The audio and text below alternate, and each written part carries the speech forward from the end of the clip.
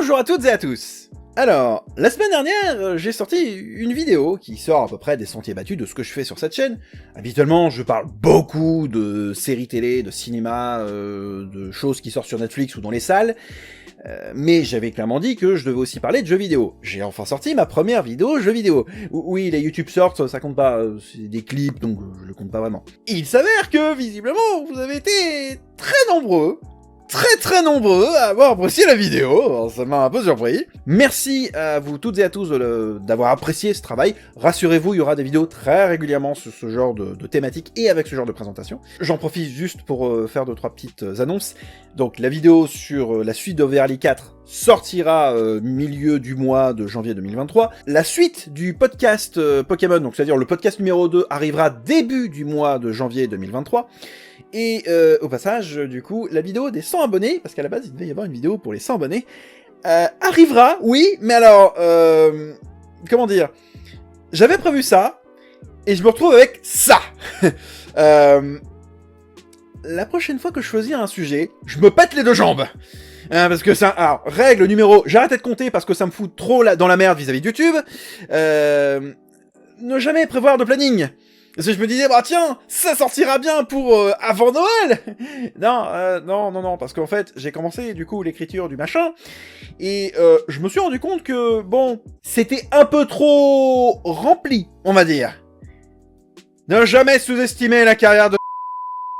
Beaucoup de choses vous attendent en 2023 sur cette chaîne, et du coup, je remercie toutes les personnes qui se sont abonnées à cette chaîne YouTube, alors soit pour la vidéo sur Wednesday Addams, soit sur la vidéo sur Verly 4. Dans tous les cas, merci à vous toutes et à tous, et bah du coup, bienvenue. Aujourd'hui, mes amis, nous allons parler du coup de cinéma. Alors, faisons simple, c'est clairement mon plus gros coup de cœur cinéma de 2022. Rien que ça. Et le titre n'est même pas trompeur en plus, c'est vrai en plus. Alors, je vais avoir beaucoup de choses à dire sur ce film. Aujourd'hui, nous allons parler donc de...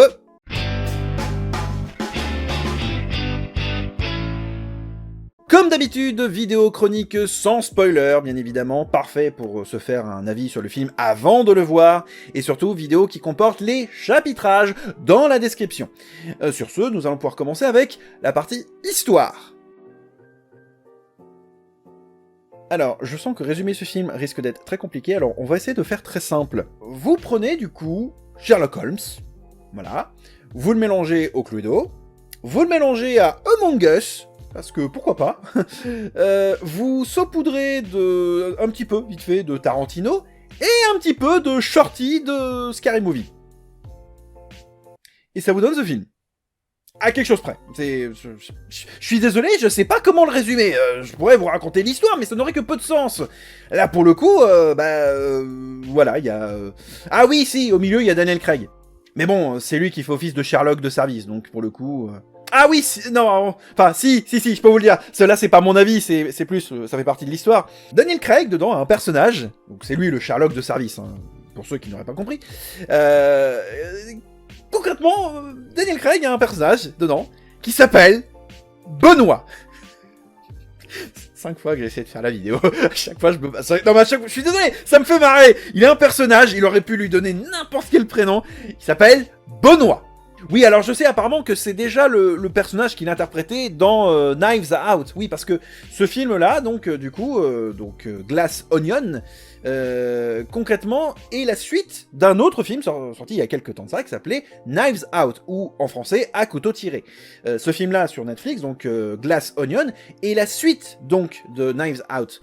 Et il interprétait déjà le rôle de Benoît. Non mais je suis désolé, c'est pas crédible, c'est... Pardon. Mais qui a eu l'idée de l'appeler Benoît? C'est... Pardon. Non mais non. Non. Je suis désolé, mais non, je suis désolé, ça me fait marrer, je suis désolé. Quand ils disent pas son prénom, pas de problème. Et il l'appelle Benoît. Bref. Allez, passons à la partie, mon avis, j'aurais un petit peu plus de choses à dire. Alors, lorsque j'ai parlé du coup de l'histoire, j'ai cité donc Sherlock Holmes, enfin Sherlock, mais Sherlock Holmes donc, j'ai cité du coup le Cluedo, Among Us, Tarantino et Shorty de Scary Movie. Pour faire simple, alors pourquoi? Concrètement, le film, pour le coup, c'est un mélange de plein de choses, mais c'est bien fait. c'est bien conçu. Clairement, alors, pourquoi j'ai dit en début de vidéo que concrètement, ce film est mon méga coup de cœur, donc, de l'année 2022 niveau cinéma. Parce qu'il est super, en fait. Il est incroyable. Alors, pourquoi il est bien? Parce que dire que c'est bien. Mais dire en quoi c'est bien, en pourquoi c'est bien, c'est mieux. Alors, déjà d'une, les interprètes ne jouent pas comme des putains de patates. De deux, le décor s'y prête parfaitement à ce genre de film, façon Cluedo, etc. Et concrètement, c'est un film où les apparences sont trompeuses. Mais, niveau scénario, concrètement, on a affaire à un film qui nous fait, du coup, un peu comme Pulp Fiction, si vous connaissez. Je suppose que oui. Hein, si vous n'avez pas vécu dans une grotte, normalement, vous avez certainement entendu parler de Pulp Fiction, célèbre film de Quentin Tarantino. Le principe de Pulp Fiction, c'est que vous avez une histoire, mais qui bouge dans le temps. Voilà, vous avez une histoire, à un moment donné ça va se passer là, puis après ça va se passer avant, puis après ça va se passer plus tard, puis après ça va se revenir en arrière, et ainsi de suite. Ce film-là, donc c'est-à-dire Glass Onion, a une histoire qui, quelque part, est assez similaire. Alors, pas totalement, bien sûr, mais disons que le film sait vous prendre à revers au niveau des histoires. Il y a beaucoup d'histoires qui s'entrecroisent, et clairement ça apporte beaucoup de richesse, notamment au background du film. Et réellement, normalement, tout le monde peut comprendre l'histoire, parce que j'en ai vu des gens qui clairement ont vu une œuvre, qui vont dire « Ah mais j'ai pas compris ». Là clairement tout le monde peut le comprendre, hein. Réellement il n'y a pas besoin d'être diplômé d'un bac littéraire pour comprendre le film. Clairement, c'est pour moi sa plus grande richesse et sa plus grande force, c'est le scénario justement. Il sait vous prendre à revers, il sait vous prendre par surprise, il sait clairement pouvoir vous montrer des choses pour faire avancer l'intrigue, mais vous pensez qu'il se passe un truc, et en fait le film, hop là, vous prend à revers, et jamais avec la personne sur laquelle vous vous attendez. Le film vous présente plein de gens, mais c'est comme au Cluedo, ça pourrait être n'importe qui. Et c'est ça qui est bien, ça pourrait être n'importe qui, sauf Daniel Craig, qui, bah, c'est le gentil dans le film. Donc c'est pas lui le méchant pour le coup. Bah oui, il faut bien un gentil et un ou plusieurs méchants. Et pour le coup, c'est Daniel Craig le gentil. Donc pour le coup, bah c'est lui le Hercule Poirot, Sherlock Holmes de service. Pour le coup. Donc, et alors, la répartie de Daniel Craig dedans et aussi la partie doublage, nickel. C'est 5 étoiles le truc. 5 étoiles sur 5, vraiment. Le film, vraiment, alors, quand je disais que c'est un mélange de plein de choses, la partie Among Us, oui, parce que clairement, il y a une forme d'imposteur.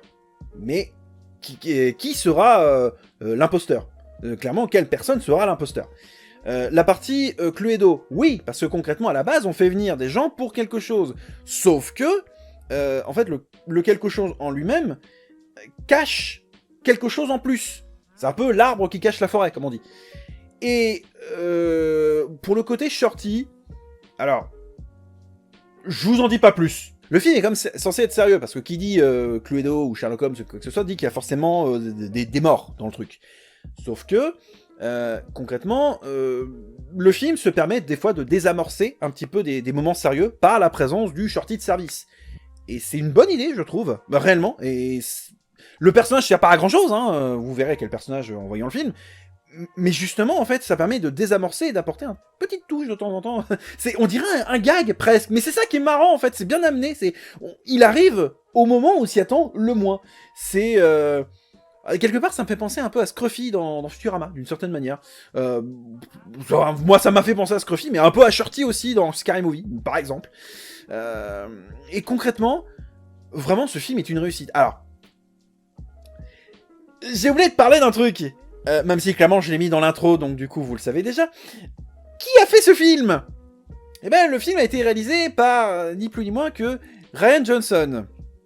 Alors la plupart d'entre vous vont me dire super, ça m'en touche une sans toucher l'autre, c'est qui ce tocard?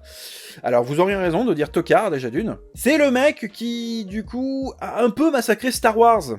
Vous savez Star Wars 8, hein, voilà, bah c'est lui.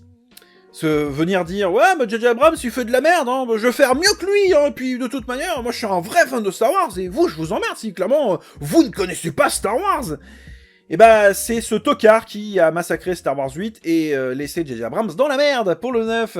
Voilà, bah c'est lui, bah c'est ce tocard. Et visiblement, quand il ne fait pas du Star Wars, il fait du plutôt bon travail. Bah ça change. Hein, ouais, ne lui mettez pas une grosse licence comme Star Wars. Hein. Ah oui, alors le mec a fait Looper aussi. Vraiment, le film est sympa, mais vous le voyez une fois un dimanche soir sur TF1 et c'est bon, c'est marre, quoi. Donc concrètement, là, vis-à-vis, par exemple, de la filmographie de Rian Johnson, je m'en tamponne le coquillard de la filmographie de Rian Johnson. Là, je vais juste revenir à, du coup, Glass Onion, qui n'est pas une glace à l'oignon, comme son nom pourrait l'indiquer. Oui, la blague est totalement débile, mais il fallait que je la place. J'ai gagné mon pari. Donc concrètement, oui, franchement, ce film est juste trop bien. Il est trop bien pour plein d'aspects, il est bien conçu, le scénario est bien ficelé, beaucoup de surprises.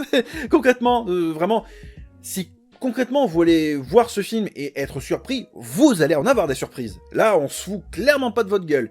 Et là, vous vous dites, est-ce que ce film légitime mon abonnement à Netflix? Oui, carrément. Clairement, carrément. Là, vous pouvez y aller sans problème. Le film est vraiment très très cool. Beaucoup de retournements de situation, les personnages ne jouent pas comme des putains de patates, il y a beaucoup de surprises, la musique est cool, alors j'en ai pas parlé, je ne sais pas qui est le compositeur musical et je vous avoue que je m'en fous un peu, la musique est cool, il y a une petite vibe production des années 90, un peu que je ressens quand j'entends des morceaux du film, enfin des morceaux musicaux du film. Les décors sont originaux, bon, la plupart c'est des décors de grandes villas, de milliardaires certainement, mais on va dire, le pivot central du film, et même on va dire, de l'habitation, hein, de la propriété, est assez bien trouvé, je le trouve assez beau d'un point de vue design, justement. C'est ce qui donne d'ailleurs aussi, enfin, enfin, comment dire, ça donne justement une petite touche en plus, et pour les 2-3 personnes qui se posent la question du pourquoi, du comment, de ce nom, justement, Glass Onion, je peux pas vous dire en fait le pourquoi du comment de ce titre. Par contre, vous avez du coup la réponse au sein du film. Donc je peux pas vous dire en fait de pourquoi ça s'appelle comme ça, c'est indiqué dans le film. Et en plus, c'est le pivot central du film. Enfin, c'est ultra important à l'histoire. Donc je peux pas vous dire de pourquoi, mais clairement, l'histoire par contre vous tient en haleine. J'aurais pas grand chose de plus à dire. Passons à la conclusion. Je sens que la vidéo va certainement être très difficile à regarder pour pas mal de monde, je m'en rends compte en fait pendant le tournage. Je suis désolé, je me suis un peu éparpillé, mais clairement, comprenez ma joie, le film est vraiment super, super, super fun. J'ai pris un pied total en voyant ce film. Réellement, c'est pourtant pas un méga blockbuster façon super-héros, science-fiction, etc. Mais justement, j'aime bien les petites productions comme... Enfin, petites, c'est Netflix, hein, mais j'aime bien ce genre de production qui, clairement, me propose une expérience cinéma qui sort de ce que j'ai l'habitude de regarder, et clairement, j'adore. Franchement, l'histoire m'a tenu en haleine jusqu'à la fin, et je me suis vraiment amusé. L'histoire est remplie de surprises, les personnages ont chacun leur personnalité, et sont plutôt complémentaires, mais le film a ce petit truc de... Les apparences sont souvent trompeuses, mais... Le film, justement, se permet de faire des allers-retours dans la narration, et ça reste totalement cohérent et logique, et en fait, on s'y perd jamais. Et le film nous propose toujours des surprises, mais avec beaucoup de gags, et ça apporte... genre, tout cet humour qui est apporté au sein même du film, il est vraiment cool, et c'est bien amené. C'est pas trop sérieux, mais c'est pas non plus rempli d'humour. C'est pas une comédie, mais c'est pas non plus un polar. Polaredy, je sais pas comment l'appeler, ouais, un Polaredy, je sais pas, une comédar. Enfin, ouais, enfin, honnêtement, je vous recommande ce film. Pour moi, c'est vraiment mon coup de cœur cinéma de 2022, et comme par hasard, le film sort le 23 décembre 2022, c'est-à-dire quasiment à la fin de l'année, quoi. Et réellement, waouh! Et je précise, pour les films que j'ai vus en rattrapage, certains sont très cool, on en parlera dans la semaine prochaine dans la vidéo des rattrapages, mais celui-ci, pour moi, est mon film préféré de 2022, réellement. Je saurais pas vous dire pourquoi, enfin si, oui et non, mais déjà d'une, il y a du spoil, donc je pourrais pas vous le dire, mais concrètement, j'ai adoré, franchement j'ai adoré, c'est super bien conçu, c'est assez rafraîchissant pour moi, parce que j'ai pas l'habitude de voir ce genre de film, mais c'est vraiment une super belle surprise. Je précise toutefois, et c'est important de le préciser, le film, comme j'ai dit, est la suite de Knives Out, du coup. Mais pas besoin d'avoir vu le film précédent pour voir ce film. Vous pouvez le voir comme un simple one-shot. C'est important de le préciser. Alors, je le précise dans la conclusion, j'aurais peut-être dû le préciser au sein même de mon avis du film. Mais concrètement, si vous n'avez pas vu le film précédent, c'est pas grave. Vous pouvez très bien regarder ce film-là comme un one-shot. C'est super bien, franchement. Franchement, si vous ne l'avez pas vu, forte recommandation, mais allez-y, il est sur Netflix, il vient juste de sortir, enfin en date de sortie de cette vidéo, le film vient juste de sortir, allez voir ce film. Franchement, je vous le recommande, mais vivement, allez voir ce film. Franchement, c'est un méga coup de cœur. Dites-moi en commentaire si clairement vous l'avez vu. Et si vous l'avez vu, dites-moi ce que vous avez aimé dans ce film. Si clairement vous ne l'avez pas vu, bah, dites-moi ce que vous en pensez. Si clairement vous avez compté aller voir ce film. Je serais ravi d'en discuter avec vous dans les commentaires, dites-le moi. Mais franchement, pour moi, c'est mon coup de cœur cinéma de 2022. C'est la fin de cette vidéo, merci à toutes et à tous de l'avoir suivi. On se retrouve la semaine prochaine pour les rattrapages cinéma de 2022. Et là, il va y avoir beaucoup de polémiques. Je sens que ça va gueuler dans les commentaires.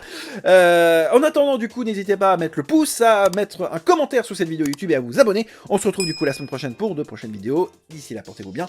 Salut!